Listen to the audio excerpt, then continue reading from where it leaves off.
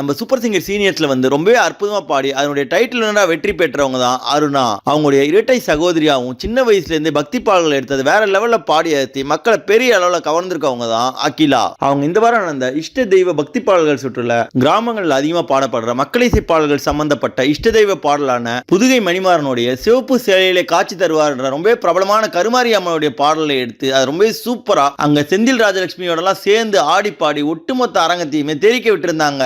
இந்த பெர்ஃபார்மன்ஸை பார்த்தோன்னே அங்க இருந்த நடுவர்கள் எல்லாருமே ஸ்டாண்டிங் ஓவேஷன் கொடுத்து அவங்கள ரொம்பவே பாராட்ட, அதில் குறிப்பா மகதி அவர்கள் சொல்லும் போது நீங்க இதுவரைக்கும் பக்தி சூப்பர் சிங்கர்ல பாடின பாடல்களையே இதுதான் ரொம்ப சூப்பரா பாடி ஆத்திருக்கீங்க, இது அவங்களுடைய பெஸ்ட் பெர்ஃபார்மன்ஸ் சொல்லி பாராட்டி இருந்தாங்க. அதை தொடர்ந்து புஷ்பவன குப்புசாமி மற்றும் டி.எல். மகாராஜன் அவர்கள் சொல்லும் போது இந்த பாடல்ல கொஞ்சம் கூட பக்தி குறையாம ரொம்பவே அற்புதமா பாடி ஆத்திருந்தீங்கன்னு சொல்லி பாராட்டி இருந்தாங்க.